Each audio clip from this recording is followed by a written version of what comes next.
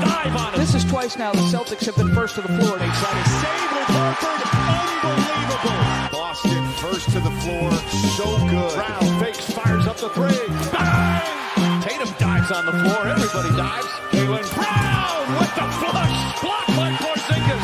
He's doing it all. Tatum spinning, driving, laying. Got it. Washington drives. Blocked by White. Oh, what a block from Derrick White.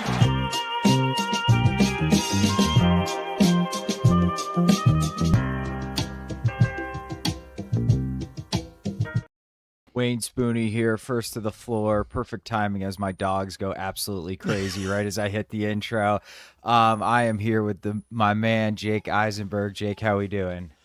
Doing good. I was like, what is that? What is that squeaking noise? Squealing, yeah. Yeah, man, I am good. That intro got me in the mood. Full transparency, I had like my swim teacher's Christmas party last night. So a few beers, tequilas, some slushy lemonade type drinks, which I think Dangerous. which were the culprit mostly to the way that I'm feeling today. But, you know, we got in the hyperbaric time chamber, bagel, cream cheese, Gatorade, shot of whiskey, coffee, ocean swim, and we're here, dude. Dude, yeah, that's what I'm talking. The cocktail to get rid of the old cocktails. Yeah, exactly. I guess we should probably talk a little bit of basketball, but man, the hangovers these days are brutal. They just get worse. Jake, be ready. So Celtics, we were just talking before we hit live, like a a fun game. Yeah. Like an insult to 90s basketball lovers, but I am a new gen basketball lover. 138, 129. C's had a 131.4 offensive rating, which would easily lead the league and blow out their all-time record by like 7 or 8 points per 100. Celtics shot 42.5% from three. They took 54. The Bulls shot 39.2% from three. They took 51. 105 threes in one game. But it was fun, up and down. Everybody was scoring. It was a good crowd, too, in Chicago, I thought, as well. So how you feeling after that one, Jake? Ooh, the cup delivers, man. That's right. The cup delivers. We even got the 1.4 seconds on the clock timeout. Joe Mazzulla drew up their Sammy Hauser one-legged LaMelo step back in the corner, which we'll get into the cup details a little bit later. But this game was fun. Chicago, like, you catch them on the right night, man. They are playing modern basketball. They are giving themselves a chance to win on any given night just because of the way that they're shooting threes. They were third in the NBA in total threes taken per game coming into last night, but like not a good team. 4 games below 500 coming in last night. I think they were 16th in offense, in the mid-20s in defense. The defense was the thing that really stood out to me from a Chicago standpoint. I was like, yeah, man, there is a ton of entry points to getting the team in rotation.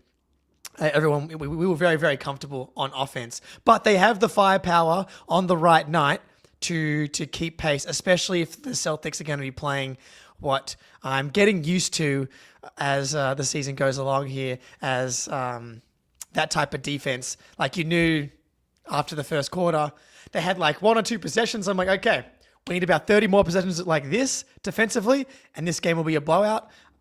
Was not the case. Was not the case. It did tighten up as the second half did go along, but this game was really fun.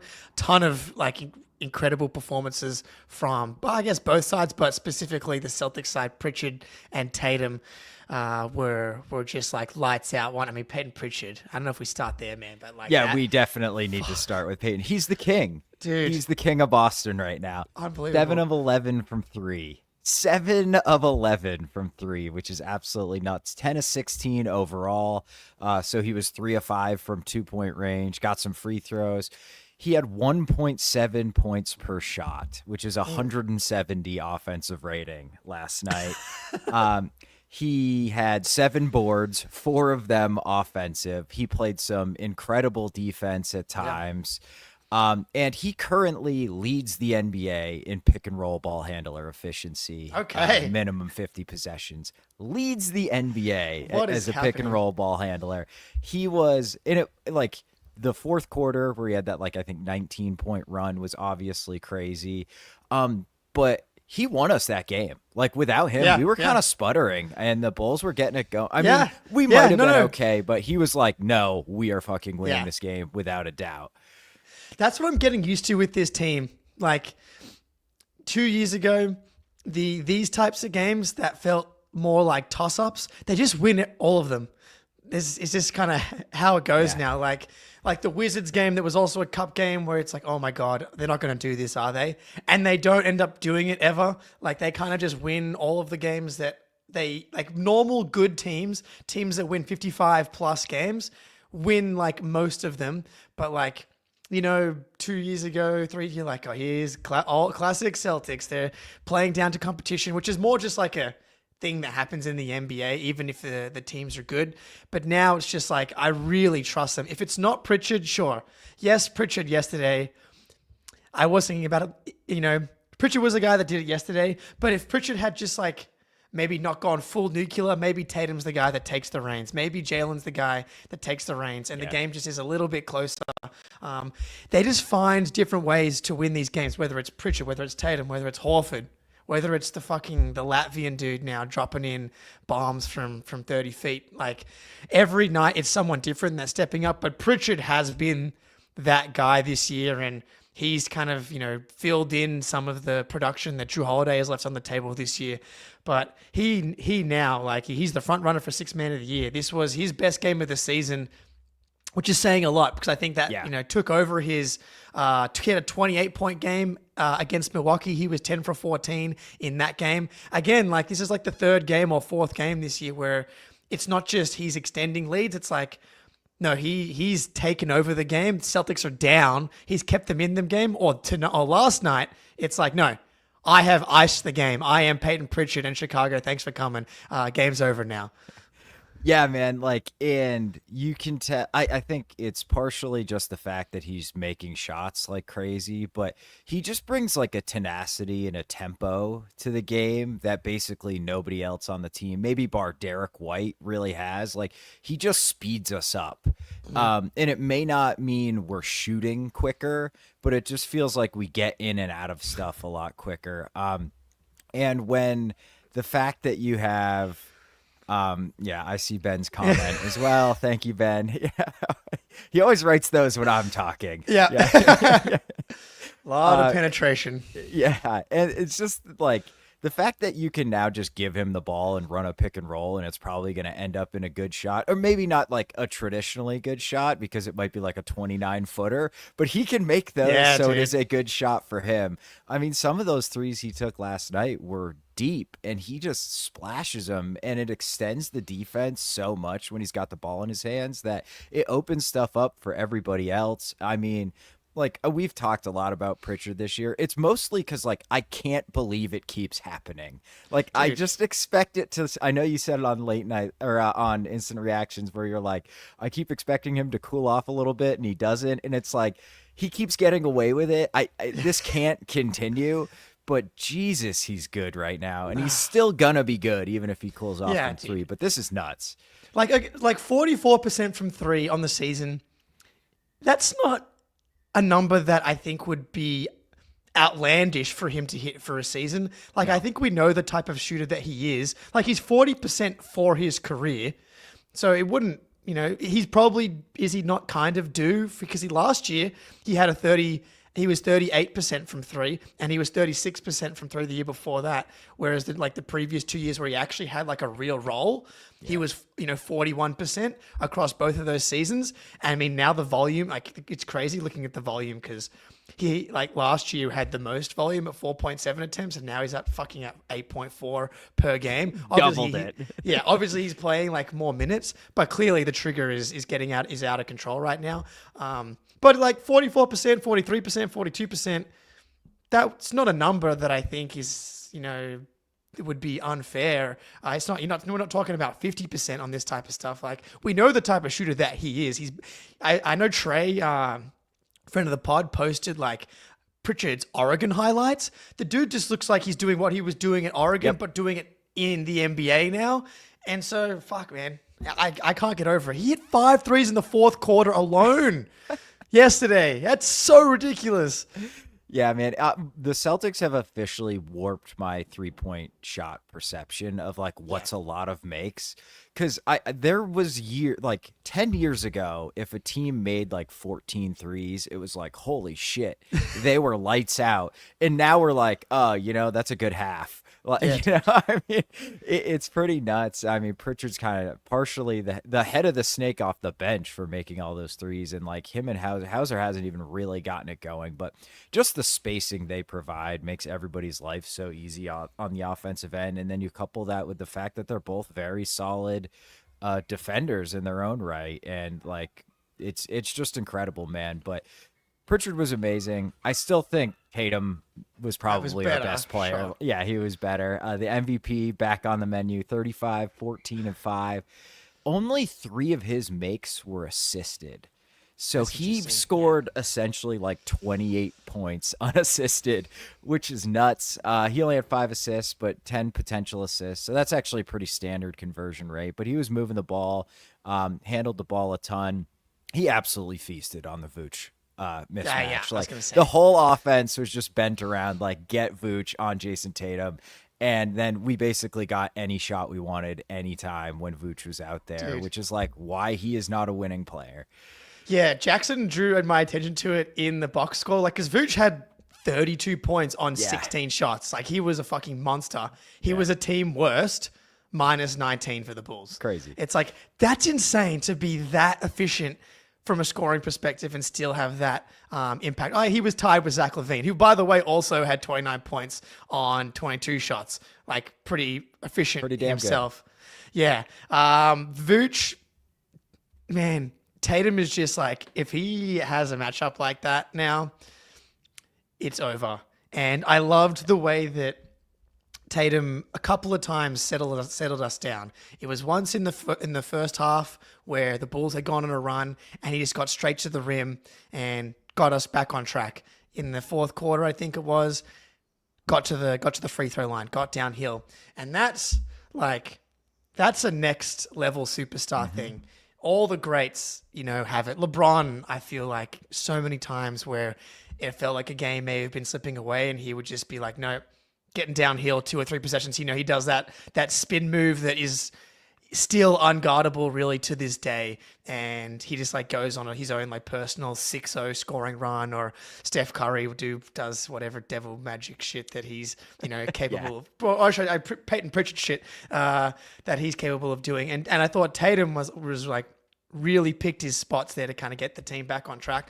But yeah, man, I was thinking about it today, like, all of the baselines for his games are just higher now. His bad games aren't as bad. His good games are even better. His great games are just ridiculous now. Like these 35-point games, this is like the 4th game he has this season on like 35 points on like 70. Like this game was 78% true shooting, which is crazy, just nutty. And this is like the 4th or 5th time that he's done that this year.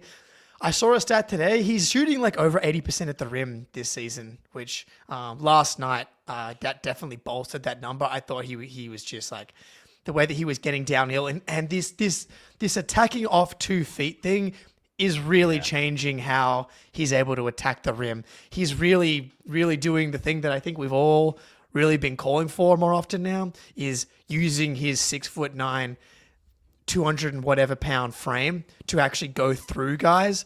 And he's getting the foul calls.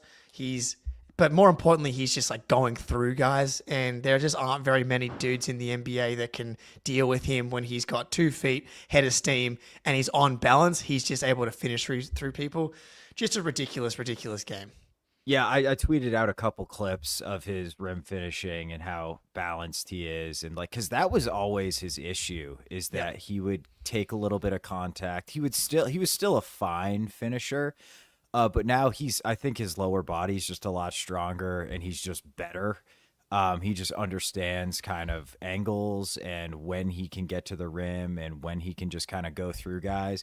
And he does such a good job of like squaring himself up or taking the hit, staying composed. And yeah, he's just kind of going a little slower, I think, in some ways. Like he's not getting sped up by the defense. And I think it's because he trusts his strength. But Real quick on the 35-point games, he's got 5 of them this year Out of 19 games. Yeah, out of 19 games, and he's also got a 33s in there as well. But 3 of them are double doubles, and he's averaging under 2 turnovers a game in those 35-point games. So like when you're doing that, when you're scoring that efficiently, and you're not turning the ball over, and you're impacting the game, he's playing at an MVP level. Yes. And he's not going to win it because Jokic is playing The games like this, it's like, okay, Yeah. this is a Jokic kind of stat. I mean, the problem is Jokic would have like 11 assists at the same time. Right. But yeah, like if he can continue to add more of this stuff, like if he's going to average, I don't know if he's going to be able to get to 30 points per game just because.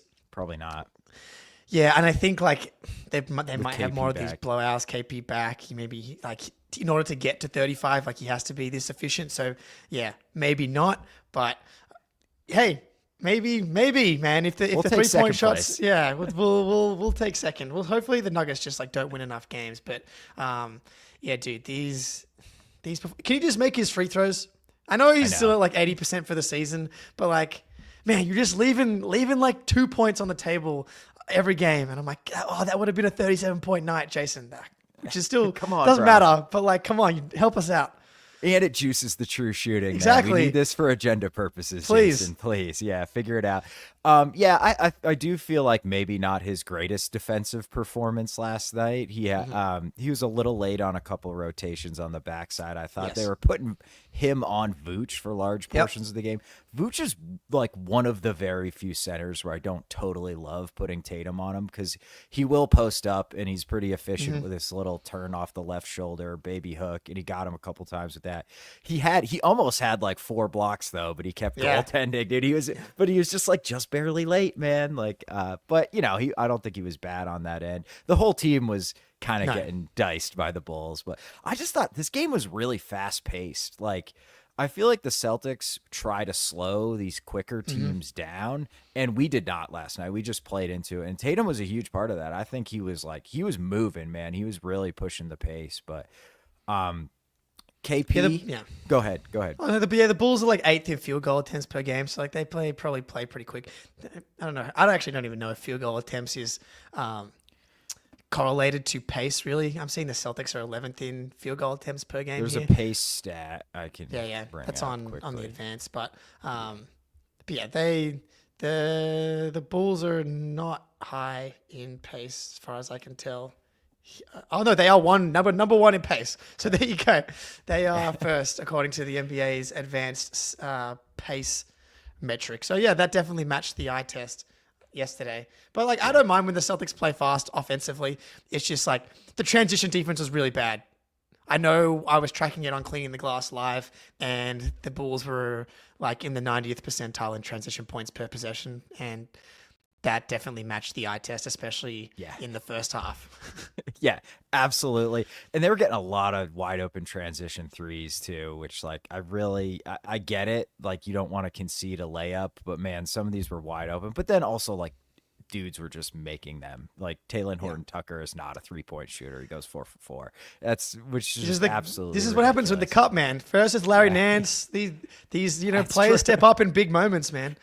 Yeah. These ex-Lakers. Nance was a Laker, I think, for a short period of time. Yeah. So, anyway, so KP, I feel like a kind of quiet 21, 8-1 in 25 minutes, if that's possible.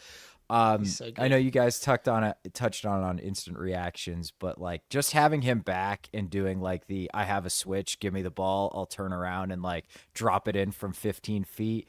It's just so nice, man. It's like so good.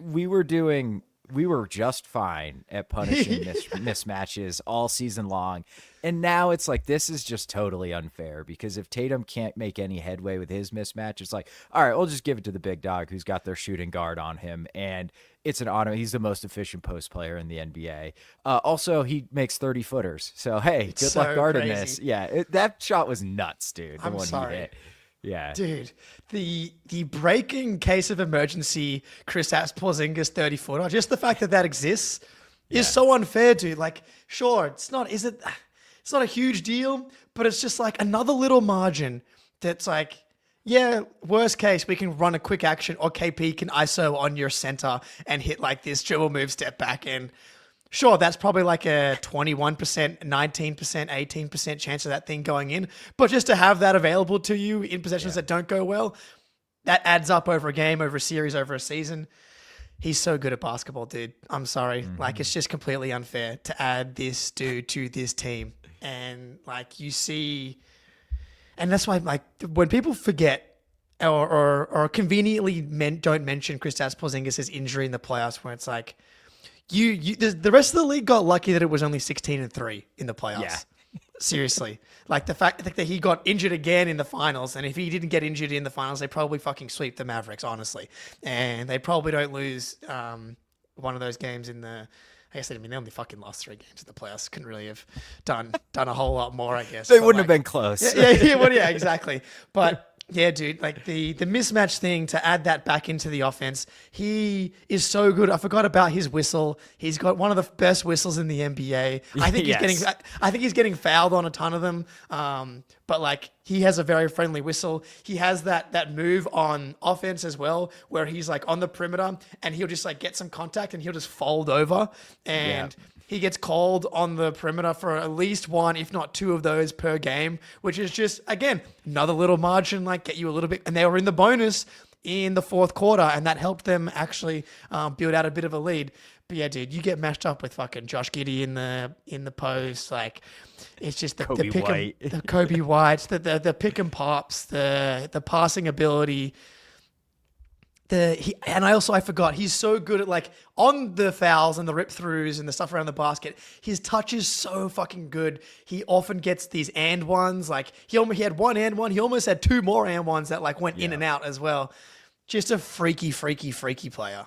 Yeah, dude, and like his and ones look like they have, like, if you just paused it right as it was leaving his hand, where he's shooting some of these from, it's like below his waist practically. Sometimes he's just like, ugh, throws it up there, but it goes in so much. Like, it's intentional, it's a skill, it's ridiculous.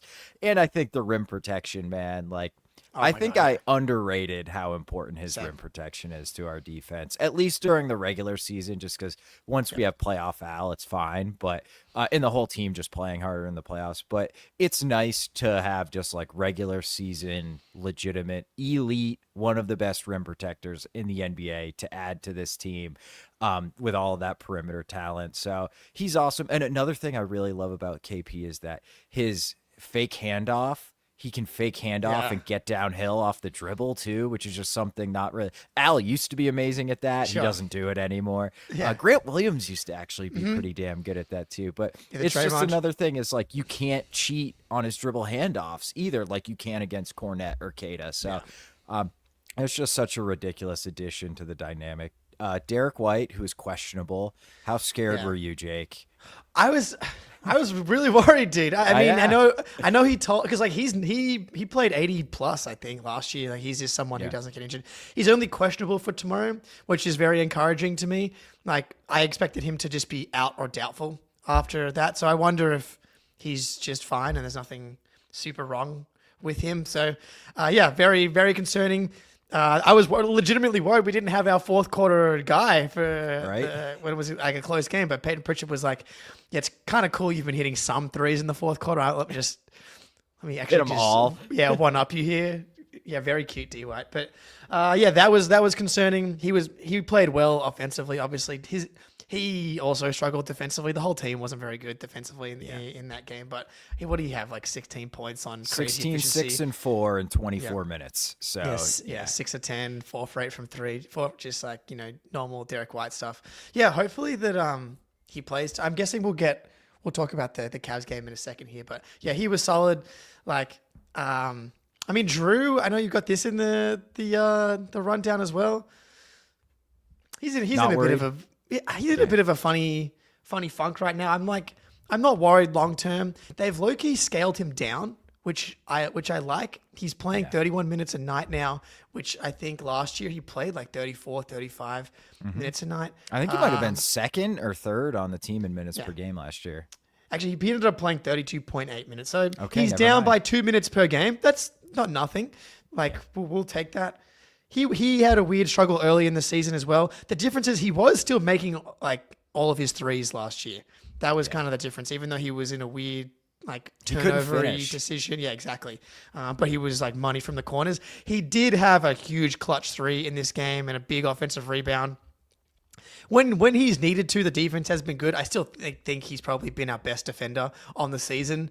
So I can't be too worried. Similar to Al, I think when he's needed to turn it on, he's had the button. So not worried long term, but yeah, it'd be nice of him to finish and just go back to making every single shot that he takes from the 3-point line. I would. Yeah, I kind of miss that aspect of the game.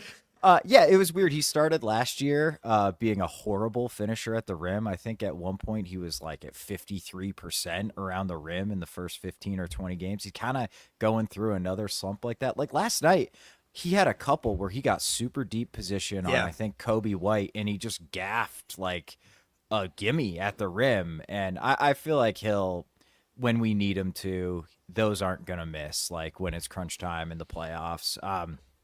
But, he was still 5 of 11, even though he only made 1 3. Yeah, that offensive rebound was the fourth. 25 seconds left, 5-point game. JB airballs a 3 off that crazy Tatum pass, and Drew just lays it in, makes his 7-point game, and basically ended the game with it. So that's a huge play. He's got a knack for coming up with those. I'm not worried about Drew either. Yeah, you just reminded me of the Peyton Pritchard offensive rebound on the free throw. As we didn't even talk about that. That was nuts. Dude, that's insane. He had that, and he also had that. He also took Vooch to the fucking rim and finished with him like all over him. Just like, sorry, I just remember that. That Jalen airball 3 was very weird. Bizarre. Like it wasn't even close. Yeah, like part of me almost thinks it was like, is that a pass? Because it was so bad and so off. But anyway, so I think we're good on Drew. I'm not worried at all. And I thought he might be the only guy who was pretty solid defensively last night. So before we move on, though, we probably should get into a game time read here. So just give me a second. I'll bring it up. Game time. There's nothing better than getting to a big football game early, hitting the tailgate, meeting up with some friends, and watching some of the best players in the world play some football. I managed to score some tickets to a Pats-Bengals game many moons ago, and I'll never forget watching one of the NFL's greatest quarterbacks, John Kitna, play some football. There's no better way to grab tickets to a football game or any event than Game Time. Game Time has a new feature called Game Time Picks that makes getting tickets to see your favorite teams play live even easier.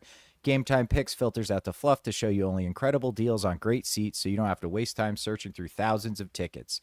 WVU basketball, we're on the way back to relevance. 2 big ranked wins in the last week, so you better believe I'll be trolling Game Time for some tickets to the Coliseum to see DeVries and the boys whoop the Big 12 this year. You just hop on the app, search for the game or team you're looking for. It's super easy, and then you're shown all the available tickets and all the best deals right on your phone. Their curated deals make it even easier to find the best seats at the best prices, and maybe my favorite feature is the seat view. It'll show you exactly what it looks like from any seat before you buy. And when you go to buy, if you toggle on the all-in pricing, you won't be hit with any surprise fees at checkouts. So take the guesswork out of buying tickets with Game Time. Download the Game Time app, create an account, and use code CLNS for $20 off your first purchase. Terms apply. Again, create an account, redeem code CLNS for $20 off. Game Time. Download Game Time today. What time is it? Game Time.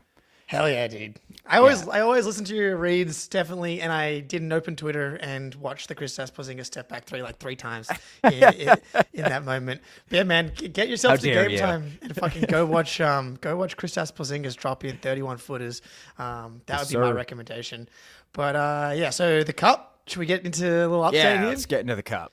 All right. So firstly, the Cavs fucked us in the cup. Bastards. That's the bad news. The good news is obviously the Cavs lost, and now they are essentially we have them if we beat them tomorrow, obviously, but they just kind of have us because they've played an extra game. But this is the scenario for us to get into the next round of the cup because the Hawks have secured the 1 seed in our group because of that game where the Celtics had 20 turnovers and gave up 20 offensive rebounds, and Larry Nance went 5 for 6 from 3, and Drew Holiday and Tatum had the most disgusting turnover to end the game at the end of that game. So that's why we're not winning our group. Anyway, here are the scenarios in play for the wild card. If the Knicks beat the Magic by anything less than 30 points, Orlando is the wild card no matter what. So essentially, need the Magic to beat the Knicks for us to have a chance here. So if Orlando wins, Boston is the wild card if the Bucks beat Detroit by at least 5, or Detroit beats Milwaukee by at least 6. So that's our path right there. Yeah. Magic beat Knicks, and then Bucks beat Detroit by 5. That's essentially how we get in here. And then there's if Detroit or Milwaukee loses by less than that, then one of those teams will be the wild card. And then there's if Detroit or Milwaukee tie with Boston in point differential, then they have to score at least 143 and 149 points respectively to beat the Celtics in total points scored. I don't think so. If that happens, then I think that the Celtics will go through. But Magic beat Knicks. We need that. That's step 1. And then Bucks beat Pistons by 5. That's the very simple way of looking at how we get through to the next round. So 1, how are you feeling about the cup? 2, what do you think our chances are getting the wild card slot here?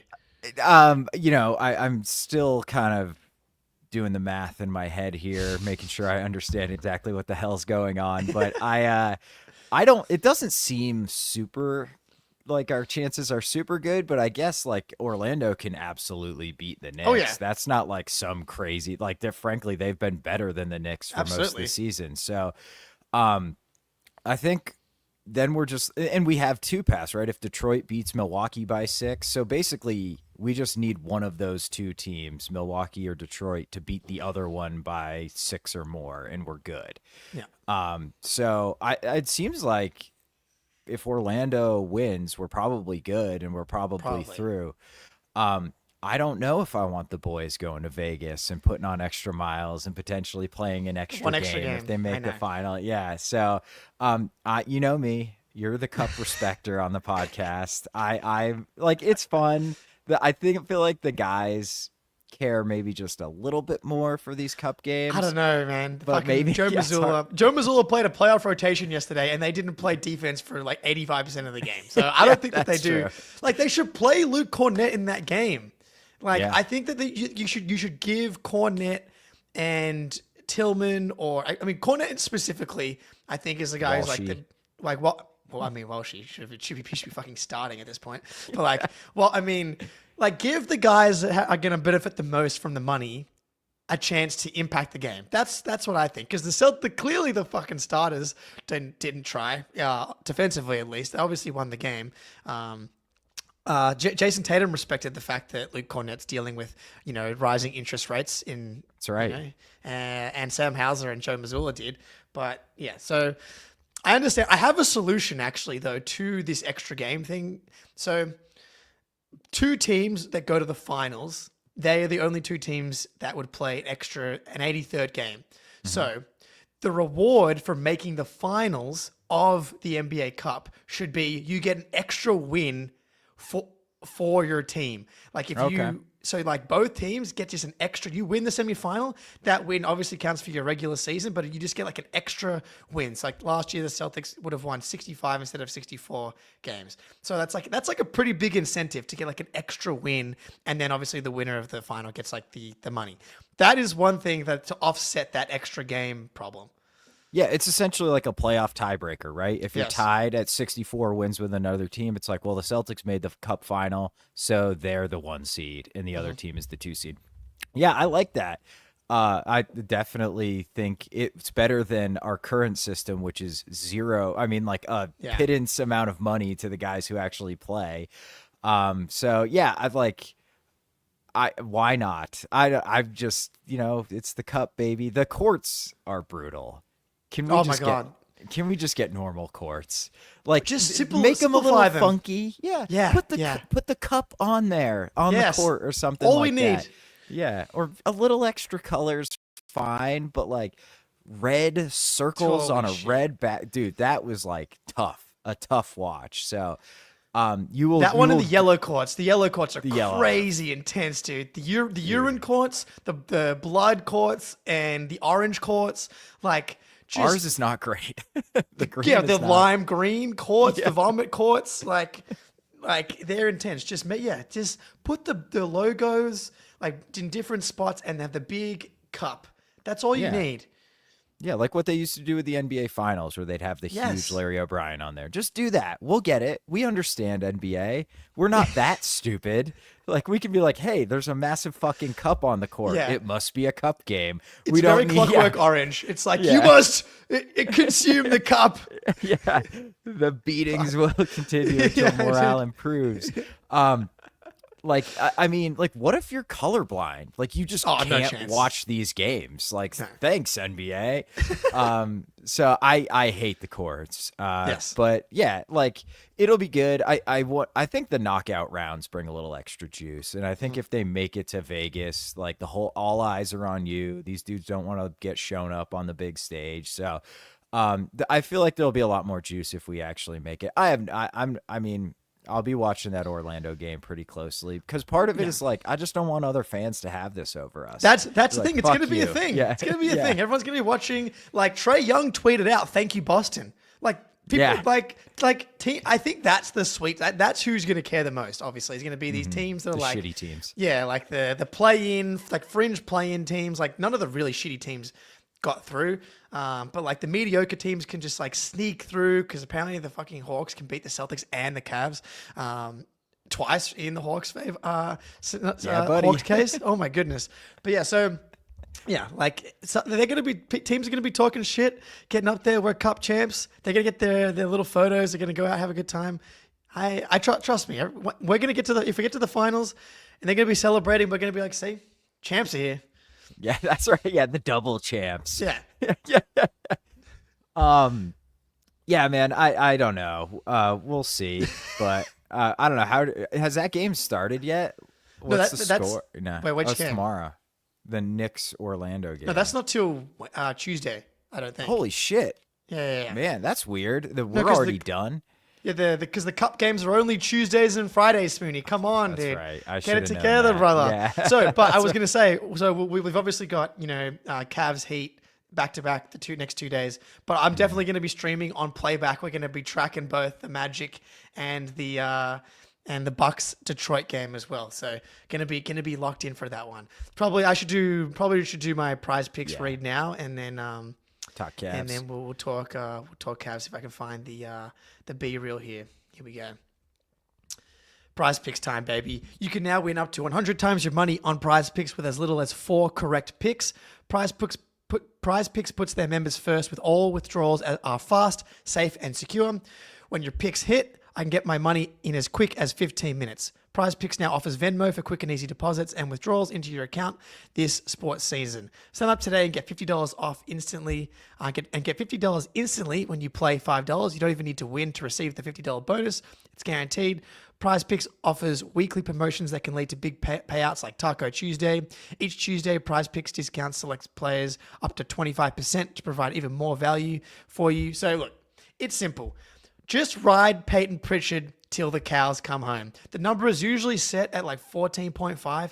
Just go more on Pritchard responsibly, of course. He's been on, the number is usually 14 points. He's been over 14 points 12 out of 19 games this season. So that's what I'm going for. Maybe Drake May rushing yards if you want to like add a few of these things together. But yeah, download the app today and use code CLNS to get $50 instantly after you play your first $5 lineup. Download the app today and use code CLNS to get $50 instantly after you play your first $5 lineup. Prize Picks. Run your game. Prize Picks, baby. Just a little do it. extra spice on top of a game. Super easy to use, just more or less. I just got a text from my buddy making fun of me for not knowing when the cup games are. So I just clicked up on my desktop here. Thank you, Kenny. Here we go. All right, let's talk a little Cavs. The Cavs are mortal. Yeah. They are not gonna go 81-1. Turns out, Jake, they're shooting 36.4% from 3 in the last 2 weeks and are 3-3. So when you don't shoot 50% from 3 every game, it's almost like it's hard to win games. Of course, the Celtics are 5-0 when they shoot under 33%. But not every team can be the Boston Celtics. So in the last 2 weeks, the Cavs 11th in net rating, 4th in offense, 22nd in defense. The Celtics 5th, 2nd, and 17th. But the Bulls hanging 123 or whatever on us, or 129 rather, in 4 quarters on us, probably knocked that ranking down pretty considerably. So We're Cavs, 11th according to Cleaning the Glass is what I'm looking at right now. in the last 2 weeks. Oh, last 2 weeks defensively. That's the last 2 weeks. Yeah. Oh shit! Yeah. That's 17th. It's probably thank you, Chicago. Yeah. So the Bulls kind of knocking us down in the last 2 weeks there. But long story short, the Celtics are playing better than the Cavs are right now. Maybe it's just like the Hawks kind of own them a little bit, but they're a really good team. But their defense is 22nd in defense in the last 2 weeks. So their defense is kind of falling apart. And even with their shooting dropping down, they've still been 4th in offense over the last 2 weeks. So, I mean, they've got issues defensively. We've talked about it a lot. Like Garland, the double bigs, there's just ways to attack them. And I thought we did a really good job going at Garland in that first game. And I anticipate that will be objective number 1 offensively in this tomorrow. Always. Yeah, man. As long as Garland is going to be one of their best players, which he objectively is, I'm actually a big Garland fan. Me too. This is just not a good matchup for him. And that will continue to be a thing tomorrow. Look, he's probably going to go better than 3 for 21 because it's pretty hard to go worse than 3 for 21. He's had a couple of good games. They're going to be at home. I mean, they're obviously going to be juiced up for this one, coming off 2 losses in a row to the Hawks. They obviously lost to us. They're 2-3 in their last 5, so definitely sliding here. Can you imagine being under 500 in a 5-game stretch? Never. Yeah. I shudder to even imagine such a thing. But yeah, man. So they have Dean Wade still out. So he's not playing tomorrow. Max Strus still out. I think those are the only 2 guys out tomorrow. Yeah. But we've got a pretty stacked injury report on our end. Kristaps questionable. Drew, Derrick questionable. I think I'm missing one more person questionable. Al. Okay. So one thing we know for sure is we're going to get either Al or Kristaps in the Cavs/Heat game.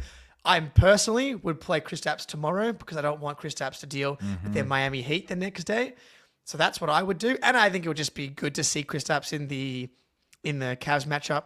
And obviously, that's the game I would prefer to win. So I'd rather play Kristaps granted, Al Horford was, just majestic in the previous Cavs game. So That's hard true. for Kristaps to actually match that production. But yeah, man, so no Dean Wade. And Cavs fans, Dean Wade is more injury prone than all the injury prone guys that we really talk about. This guy is not available very often. And Strus, I'd probably be getting a little bit worried if I was a Cavs fan. The fact that he's now just been out for 20 plus games. It's gonna be Tatum, Jalen, seal hunting, and can you kind of deal with, I think, a lot of the Mitchell Garland, attacking in pick and roll stuff. Is there any argument for Al being a better matchup against the Cavs? Because he still gives you the spacing, and I feel like I trust Al a little bit more switching on to Mitchell and Garland than I do KP. Sure. KP will do fine, but Mitchell especially is the type of dude that he is so explosive off the dribble. Yeah. He's one of the few guys I think can get downhill and get behind KP and actually get to the rim in time before he can get back and contest it. So that said, you are totally right. Kristaps Porzingis should never play against the Miami Heat again in his entire career. Fuck those guys. They know what they're doing. Oh, I fell down and rolled into his knee. That's what they always do. So, and I think offensively, the ridiculous spacing, KP just having a deeper and quicker trigger than Al gives you helps more. Again, we need it more against the Cavs. And the fact that if they switch a 1-5 pick and roll and Garland gets on him, it's 2 points every single time. Or Mitchell, really whoever, anybody. Yeah. Even Mobley, I feel like KP could probably go at post up wise, but why do it? One? Yeah. Why do it? Why do it? Yeah. But I think he would be fine if it's late clock. But so that would be my one argument for Al playing against the Heat or the Cavs rather. But I think you're right. I think it makes way more sense to have KP play tomorrow night and keep him fresh. He's kind of playing his way into game shape too. Yeah. So, and we have 5 games in 7 days. It's nuts, man. Crazy. So let him play 2 out of 3, get a couple days off, and then he'll be back at it on Tuesday. Yeah, I'm excited. This game's obviously going to have some juice again. For sure. It's going to be. I think it's going to be a prime time. Is it a nationally televised game? I'm not sure. I know it's earlier. I know it's It must be then if it's an early game. Yeah, 6 p.m. Eastern time in Cleveland. yeah, as I said, coming off a couple of losses. This is for the 1 seed, man. You win this game, all that hot start from Cleveland going 15-0, man, that's got to be a little painful. Like, you just have like this historic start, and the Celtics are just like, yeah, we're 16-3 too. So, you look in that rear view mirror and it's like, God damn it, we didn't even How? get anywhere on these guys. Yeah. We literally had gained 0 ground on this team. We're a wagon, bro. Like, this team is absolutely incredible. And I think the thing I love the most about the C's, and Z Gamer hits it in the chat here, the C's have multiple ways to win. The Cavs need to find extra strategies under a new head coach, which takes time. I just think, like, the Cavs have clear, glaring weaknesses, and the Celtics do not. You want to play fast? You want to play up-tempo? Okay, we'll shoot 54 threes, and we'll dominate you. don't want that. Yeah, you do not want that. You want to play slow? Okay, we'll grind you down. We'll hunt seals. We'll have Tatum getting in mismatches, getting downhill, and then it's the drive. We may not shoot as many threes, but we're going to make a high percentage of them, and we're going to generate good looks. And when the game slows down, I feel like they lock in defensively a lot better. Like, when they were playing Indy and we're playing Chicago, it's loosey-goosey, everybody's having fun. It's really hard. Yeah. So I think it hurts us defensively. Like, there's just no way you can play to gain an advantage on this team. And, like, the Cavs have found that out, man. It's like the Celtics are just incredibly friggin' difficult to beat. And, like, you can play maybe one of the best runs in Cleveland basketball history, and you're effectively tied with the Boston Celtics. So impressive. Yeah, dude. I think, like, you need to be perfect. Like, the Cavs could win tomorrow. Obviously, I think, guys in, guys out. And obviously we really want to win tomorrow. And I think this game's just going to mean a lot more to Cavs fans than anybody else. For sure. In all the aftermath of, like, the first 15, 20 games, I haven't seen really anyone serious be like, outside of a couple of Cavs people, one of which I was trying to get on the podcast today, who confirmed, and then, Mac, where are you, brother? We were talking smack on Dodging Twitter. us. Dodging us now. Those 2 Hawks losses. Didn't want to come on the pod. But, I haven't seen anybody, be like, yeah, the Cavs can actually give the Celtics a run. And sure, you can win 1 game. Sure, you can win 2 games. No one's won more than 2 games in a series against even the Kristaps-less Boston Celtics so far. Obviously, there was the health stuff last year, but can you win 2 games in a series? Maybe. Can you win 3? I'd be surprised if the Cavs could get it to 3 if, like, the Celtics are healthy. So, like, yeah, they could win tomorrow. I'd really just prefer to win tomorrow, and then you lock up the tiebreaker for the 1 seed for the season. Huge. Yeah, which would be really nice. Obviously, you get one more crack at it, so it's nice to be up 1-0 already.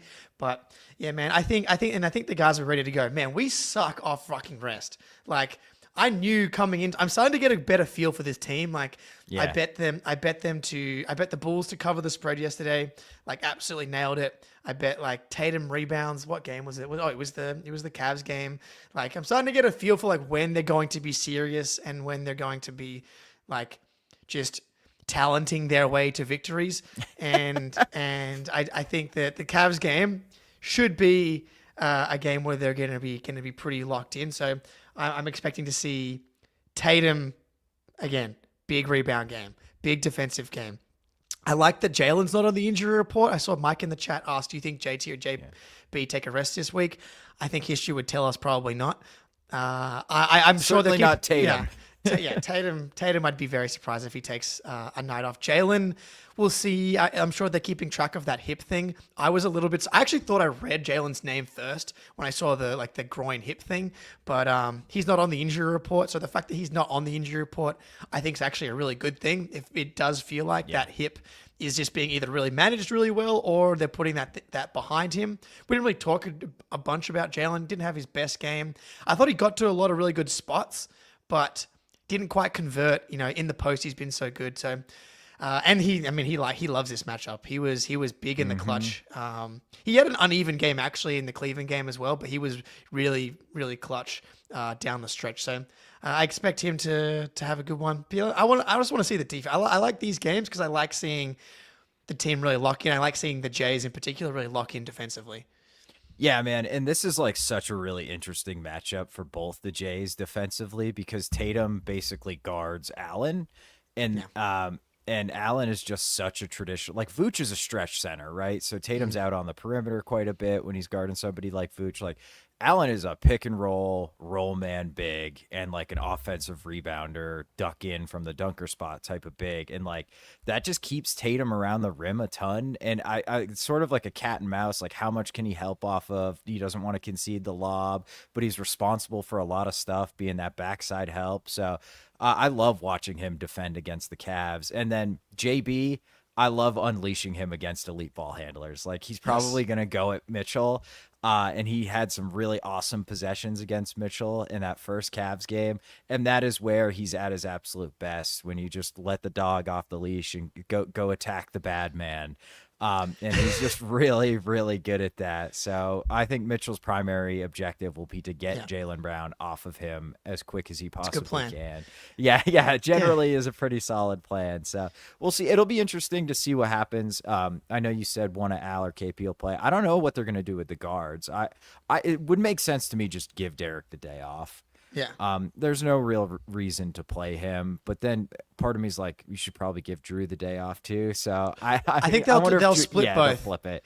Yeah. I would vote Drew plays tomorrow, Derrick gets the day off, and then switch it against the Heat. You have to play Derrick against the Heat, dude. He's the Heat killer. Yeah. So you got to play D White. Like he's fucking been tormenting them the second he's joined the Boston Celtics. So you have to absolutely have to play Derrick White in the Heat game. I don't know if Derrick White's foot's fine, then just play him in both. Like that's true. But if it's not, and there's even a little bit of whatever, then obviously don't play him. But I expect to see both the big men and the guards kind of split those two, and then you get the Pistons on the next one. It's a fun stretch though. Like, obviously it's going to be tough, but it's going to be like Heat, Cavs, obviously a lot of juice there. Pistons, they're solid. They're fine. Actually, speaking of, I think that they were playing the Sixers just now, but and then we got they're getting Bucks. Smoked. Okay, so the Sixers are smoking them. Mm-hmm. Bummer.